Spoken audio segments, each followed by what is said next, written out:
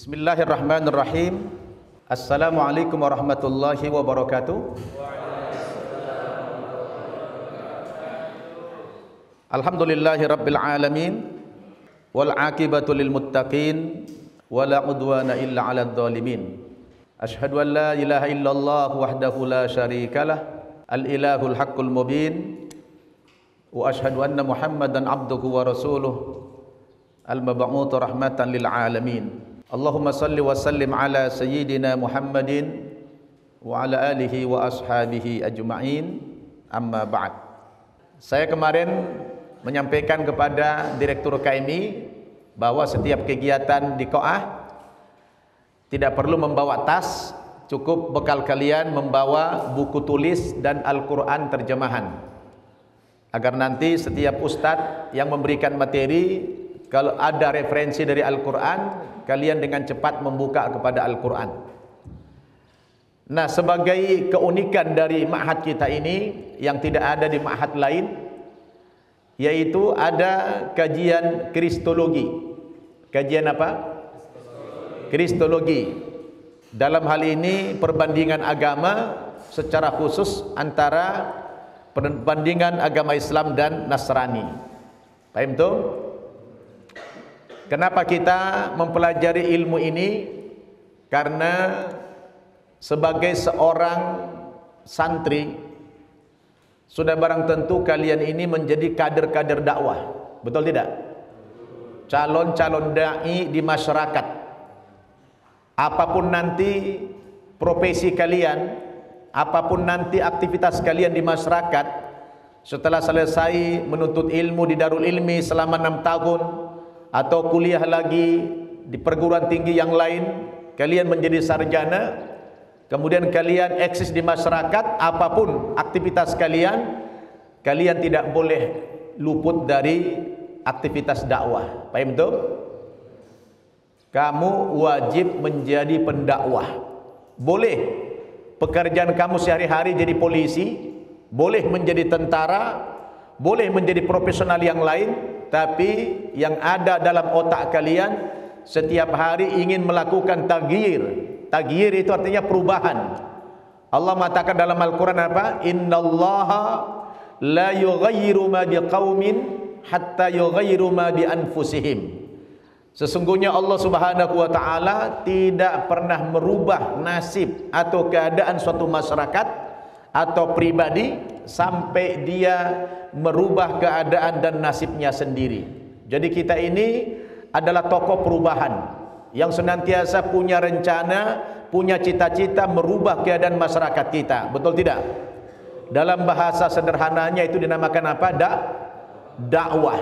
Dakwah itu artinya mengajak atau melakukan perubahan kepada masyarakat dari yang tidak baik kepada menjadi baik. Nah, oleh karena itu salah satu ilmu yang penting kita pelajari di ma'had ini adalah ilmu perbandingan agama. Secara khusus adalah Kristologi. Kristologi itu adalah ilmu yang mempelajari tentang ilmu-ilmu tentang kekristenan. Nanti kalian bertanya, Ustaz, apa urgensinya, apa pentingnya kita mempelajari ilmu Kristologi ini? Nanti Ustaz akan jelaskan. Nah, anak-anak sekalian, kalian sebagai calon-calon da'i, calon-calon ustadz, kalian harus punya program untuk berdakwah ke depan. Dan menjadi pendakwah itu tidak boleh sembarangan, tidak boleh asal-asalan, tapi menjadi pendakwah itu harus sukses. Ya, harus sukses. Caranya bagaimana?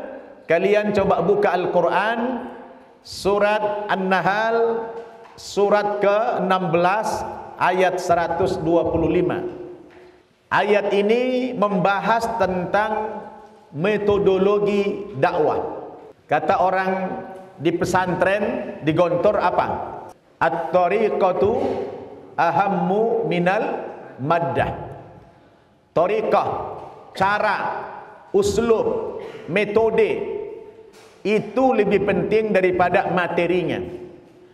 Kalian punya materi yang bagus, tapi kalau cara pemaparannya, cara penyajiannya, cara penyuguhannya tidak baik, maka kebenaran yang ingin kalian sampaikan itu tidak akan memberikan athar, tidak memberikan pengaruh apa-apa kepada orang yang antum dakwahi. Betul tidak? Jadi uslub itu, cara itu, metode itu sangat penting sekali. Ya, jadi mungkin materi kalian sederhana saja, tidak terlalu tinggi-tinggi sekali, tapi karena cara kalian mengemas materi itu membuat orang yang mendengarkan menjadi mad'u, orang yang menjadi objek dakwah kalian itu akan tersentuh dengan dakwah kalian. Betul tidak? Nah, kita tidak perlu pusing-pusing mencari metodologi dakwah. Ustaz, bagaimana metode dakwah yang benar, yang baik? Tidak perlu antum mengolah otak kalian sendiri. Cukup kita kembali kepada nas, kembali kepada Al-Quran. Allah Subhanahu wa ta'ala telah menuntun kita bagaimana berdakwah dengan metode yang tepat. Dan insya Allah dengan metode ini kalian akan bisa sukses dalam berdakwah. Apa kata Allah dalam ayat itu? A'udzu billahi minasyaitonir rajim. Ud'u ila sabili rabbika bil hikmati wal mau'izatil hasanati wajadilhum billati hiya ahsan. 3. Ud'u ila sabili rabbik.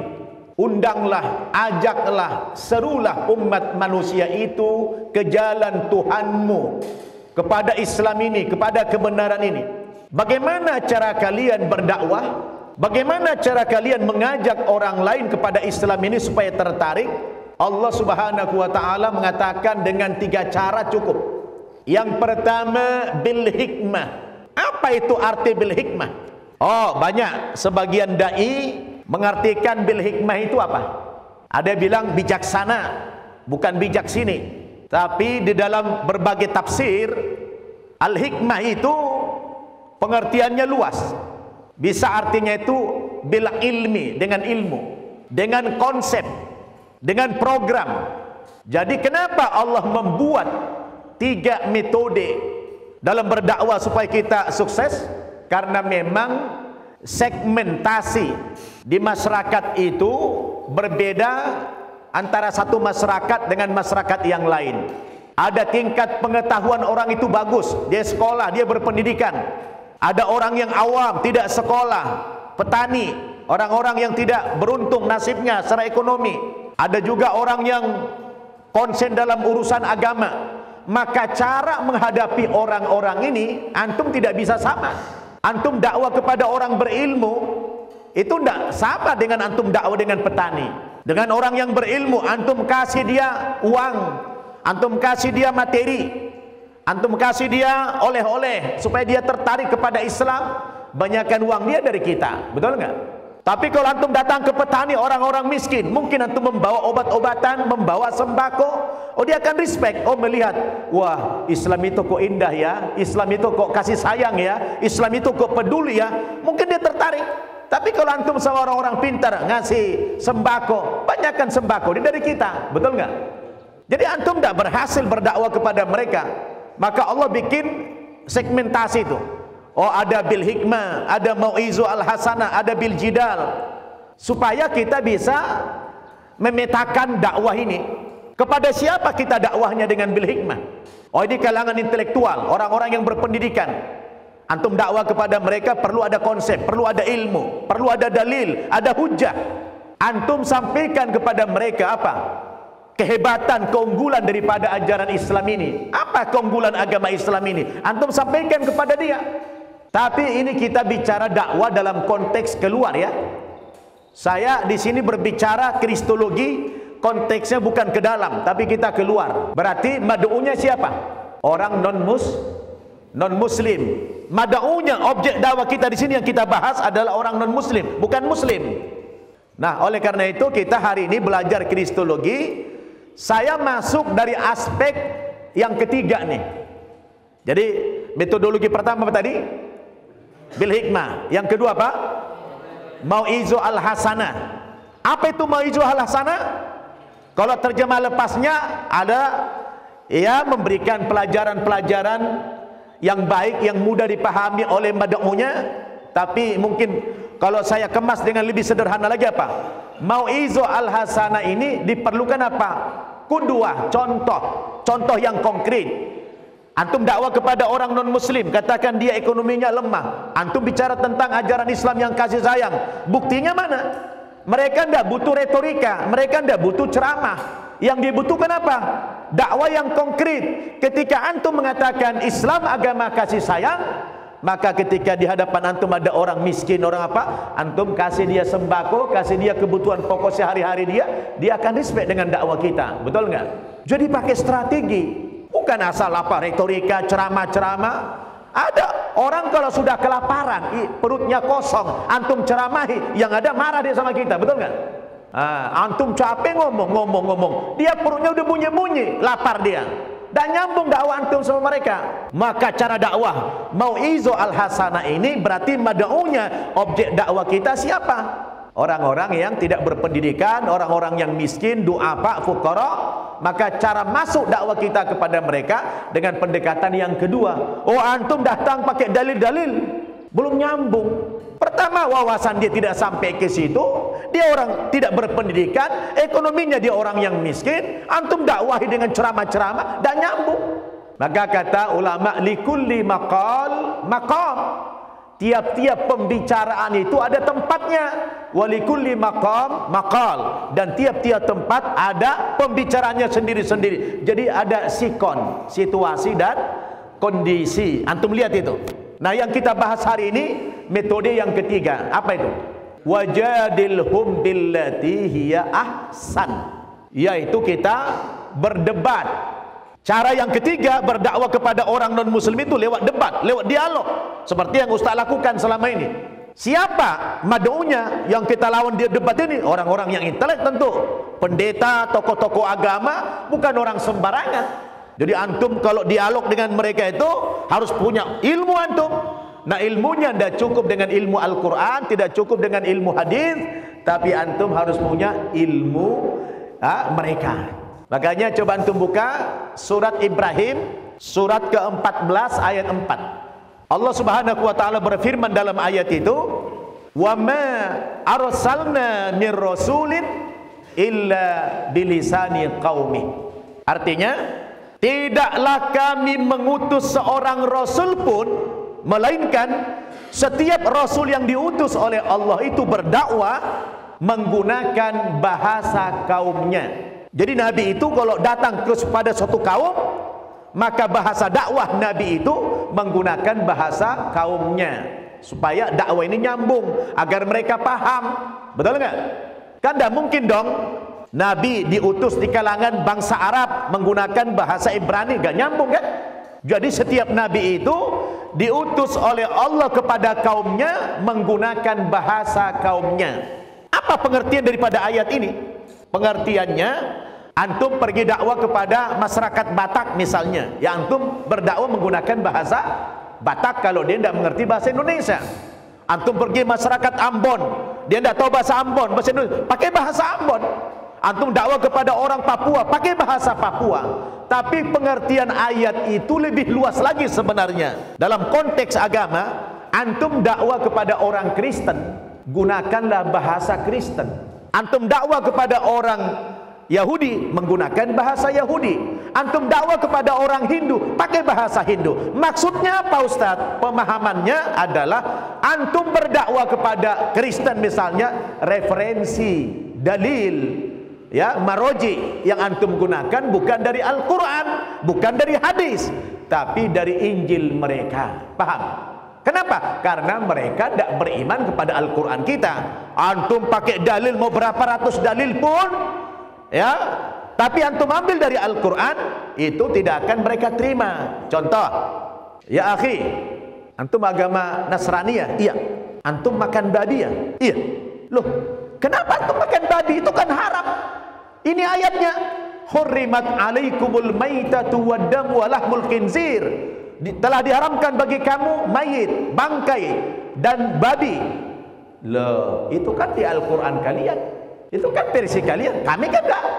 Oh, berarti dia enggak terima, betul enggak? Tapi kalau dia bilang antum Kristen ya? Iya. Antum makan babi? Iya. Kenapa antum makan babi? Kan itu haram. Antum dah baca dalilnya dalam Injil kalian. Misalnya dalam kitab Imamat pasal 11 ayat 7, Tuhan kalian mengatakan babi itu hukumnya haram. Kira-kira antum datang pakai Injil dia itu, antum menentang dia dengan Injil dia, kira-kira apa dia? Apa yang terjadi? Oh iya ya, ternyata di kitab suci kami ada ya ayat yang mengharamkan babi. Loh, kenapa saya makan babi ya? Nah, paham? Nah, inilah ilmu makna daripada wa ma arsalna mir rasulin illa bilisani qaumi. Antum dakwah kepada mereka menggunakan bahasa dia, bukan bahasa kita. Jadi kalau mau menyerang dia supaya dia kau, pakai cara dia, pakai ilmu dia, jangan ilmu kita. Antum dakwah pakai hadis, mau berapa puluh hadis pun antum bacakan, dia gak beriman. Dia gak beriman kepada Al-Quran kita, betul gak? Jadi itulah pengertian wa ma arsalna mir rasulin illa bilisani qaumi. Jadi yang kita bahas hari ini adalah pendekatan lewat yang ketiga tadi. Metode yang ketiga apa? Berjidal, berdialog atau berdebat. Tapi ini anak ingatkan antum, kalau antum nanti suatu hari berdebat dengan pendeta atau berdebat dengan orang-orang Nasrani, Allah Subhanahu wa taala melarang kalian berdebat dengan cara baik. Kalau antum berdebat sama orang Kristen tidak boleh dengan cara baik, dilarang sama Allah Subhanahu wa taala. Allah melarang kita berdebat dengan orang Kristen atau dengan siapapun dengan cara yang baik. Loh, jadi gimana Ustaz? Yang Allah perintahkan kepada kita dengan cara yang terbaik. Wala tujadilu ahlal kitabi illa billati hiya ahsan.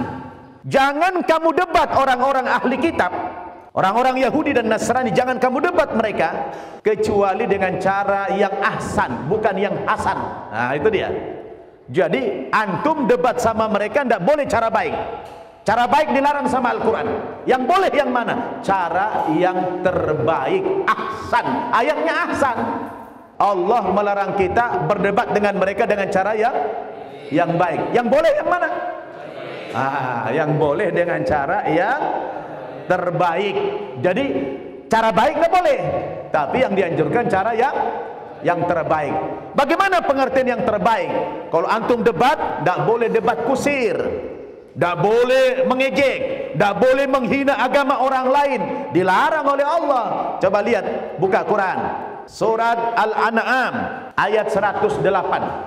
Allah Subhanahu wa taala berfirman, "Wala tasubbul ladzina yad'una min dunillah fayasubbullaha adwan bighairi ilm." Jangan kamu ejek, jangan kamu hina, jangan kamu caci Tuhan-Tuhan agama lain, sembahan-sembahan agama lain. Sebab kalau kamu hina sembahan-sembahan mereka, Tuhan mereka, maka mereka akan menyerang balik Tuhan kita, menghina Tuhan kita, menghina Allah, bisa lebih dahsyat lagi bighairi ilm, tanpa ilmu pengetahuan. Betul tidak? Jadi antum kalau berdebat itu tidak boleh debat kusir, tidak boleh mengejek, tidak boleh menghina mereka, ya. Jadi makanya Allah melarang kita dialog atau debat dengan cara yang baik, tapi yang boleh cara yang terbaik. Apanya yang terbaik? Pilihan katanya terbaik, bahasa antum yang terbaik, materi yang antum sampaikan yang terbaik, pilihan kata-katanya yang terbaik. Jadi menjaga perasaan orang, jangan sampai dia tersinggung. Jadi kenapa? Karena kita punya misi. Misi kita apa? Misi kita berdakwah, mengajak orang kepada Islam ini. Dakwah jangan sampai kesannya mengajak itu jadi mengejek. Betul nggak? Tadinya niatnya mengajak, malah kesannya mengejek. Tadinya niatnya mengajar, malah menghajar. Tadinya niatnya membina, justru malah menghina. Nggak boleh. Tadinya niatnya merangkul, malah hakikatnya memukul. Itu tidak boleh. Jadi dakwah itu harus pakai strategi yang bagus sehingga orang tertarik kepada Islam ini. Ini Ustadz antarkan dulu kepada kalian kerangka berpikir supaya kalian paham. Oh, tujuan kita belajar ini ternyata buat kepentingan dakwah kita ke depan. Betul? Maka Allah memberikan kita cara. Nah, cara yang Ustaz sampaikan ini adalah cara antum berdakwah kepada siapa? Non muslim.